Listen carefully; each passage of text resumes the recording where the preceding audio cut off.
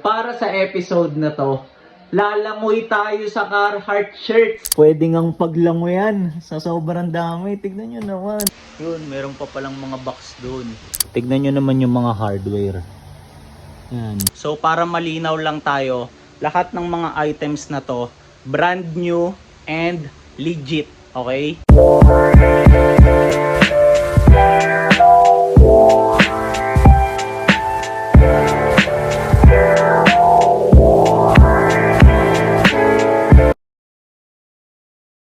Yo!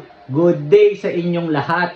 So para sa episode na to, lalangoy tayo sa Carhartt shirts. So let's go! Tapos kaya ako nabanggit na magsuswimming tayo sa Carhartt shirts kasi yung supplier ko before ng ayun nga mga Carhartt shirts, so nag-update siya sa akin recently na meron na daw siyang mga bagong stocks. And nakakatuwa lang na, ayun, isa ako sa mga, kumbaga, kinontak niya to resell the items. Ayan. Tapos, kung familiar kayo, meron na akong ganitong episode before wherein nagbenta rin ako ng Carhartt shirts. And ang nangyari noon, so sobrang bilis lang naubos nung stocks kasi syempre, knowing Carhartt, marami talagang nakakakilala sa kanya.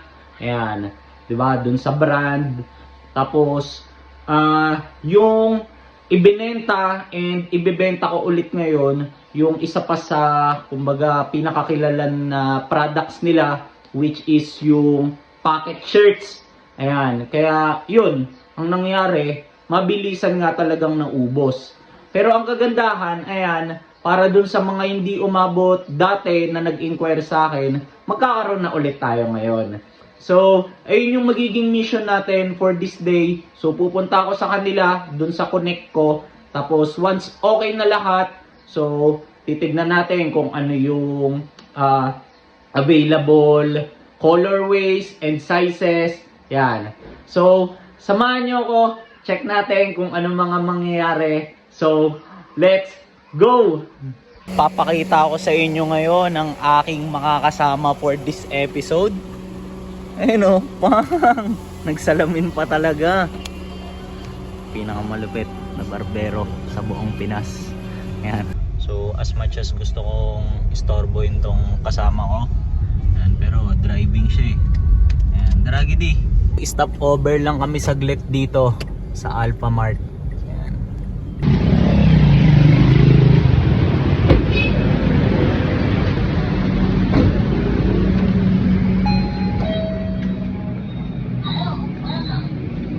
Hello, welcome. Angas naman nun. Ano ba yung bibili ko dito?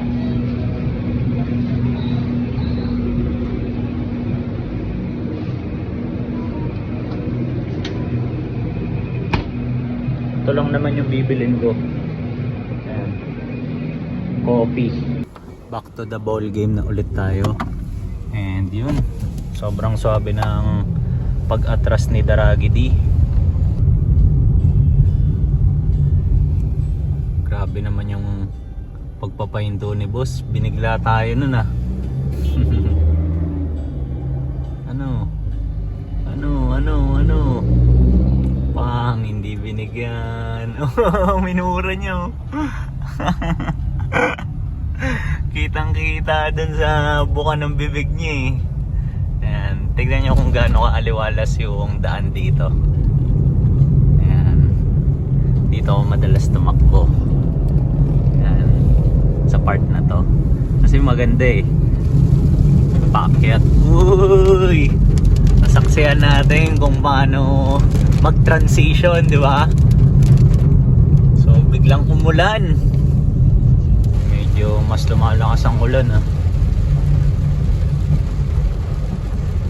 Baka uulan daw ng sales.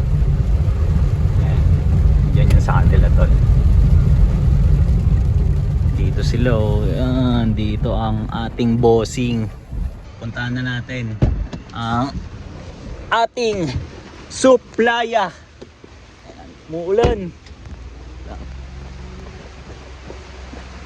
Boss Axel. Tao po.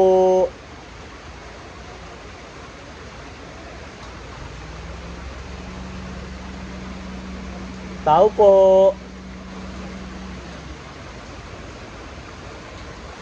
Hintayin lang natin ha. Wait lang. Uy! Taga dito po ba yung poging si Boss Axel? Ano boss? Good morning. Ina. Long time na kasi ah. Dito na ang ating connect. Ano boss? May kasama ka ba, boss? Meron. So tama nga ang nabanggit. Pwede ngang paglango yan. Sa sobrang dami. Tignan nyo naman. Ano?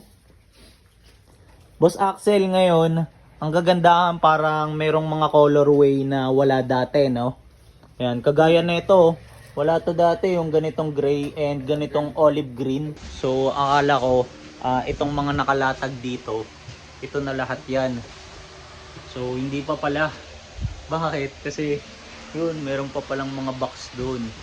Yun. So, ngayon, ayun yung inaayos ni Boss Axel para ma-showcase ko rin, 'di ba?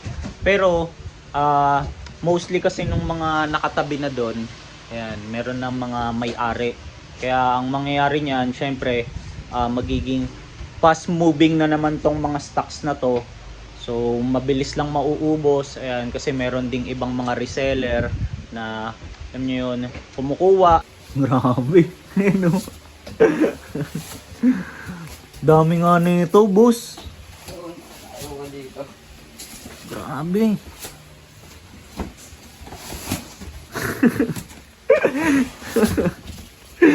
Dami ng ina. Bukod dito sa mga K87 pocket shirt, so meron din nung script. Ayan o. So isa rin to sa mga OG. Check it out nyo to. So pinakita lang ni Boss Axel kanina sa akin. So para siyang Detroit jacket, pero iba lang yung code niya. Ayan, ganyan yung itsura. Tapos balagbag yung details nito. So yung tela niya, applicable siya dito sa atin kasi hindi ganun kakapal. Yan, tapos tignan nyo naman yung mga hardware. Yan, may mga details pa talaga ng Carhartt, di ba? Yan, oh. Grabe yung branding nito. Okay ba? Yan. Tapos meron lang kabilaan. So pockets, di ba? Ito, meron din pala siyang kangaroo pocket. Aside dito sa ito. Ang kasi, no? So para malinaw lang tayo, lahat ng mga items na to, brand new and legit, okay? So yan, so walang fake sa mga to. Kaya if ever, para sa mga makakanood nito and magiging interesado, so DM nyo lang ako sa IG ko, nandiyan naman yung handle ko sa screen, which is MikeLacson_. Tapos per shirt, so ibebenta ko sila ng 1.6 only. So add lang kayo for the shipping fee, syempre. Ayan. Tapos yung 1.6 na yon, linawin ko lang din, ayun yung pricing para dun sa mga pocket shirts. So iba yung pricing nung script. Okay, aalis na kami. Ayan, so pakita ko lang ulit for the last time ang paraiso ng Carhartt shirts. Tingnan nyo. Hindi ko na pinakita sa inyo kung paano ako lumangoy, di ba? Pakita ko lang tong bossing ko na chick boy. Ayan o. Pogi ang motor pero mas pogi ang may-ari. Boss, salamat ah. Thank you, boss. Thank you. Boss, salamat ulit. Boss Axel natin, oh. So bounce na kami ni Daragidi.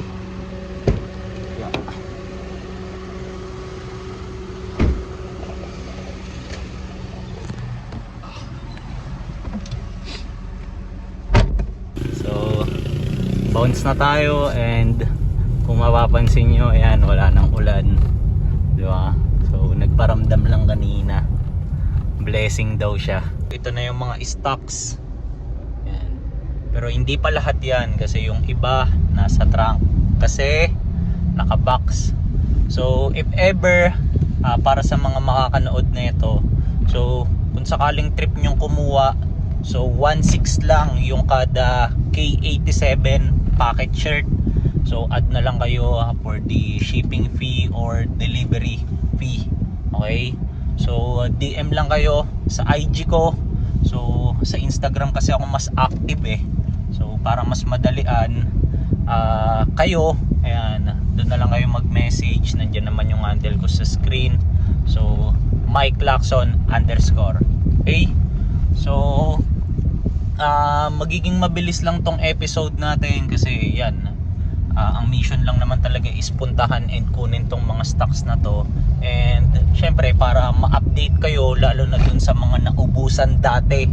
Ayan, para ma-inform ko kayo through this video na meron na nga tayong mga bagong on hand. So pakita ko lang sa inyo for the last time, si Daragi D na busy pa rin mag-drive. Ayan, so sobrang salamat sa kanya kasi sinamahan niya ako ngayong araw. Tapos yun, ginupitan niya pa ako kanina bago kami umalis. Ayan. So if ever din pala, plug ko lang din ng ating homie. Ayan. So pwede nyo rin siyang i-message kung trip nyong magpagupit. Pa-flash ko yung handle niya dyan sa screen. So ang kagandahan dito kay Daragi D, available din siya for home service. Ayan, hindi lang exclusive dun sa studio niya. Okay?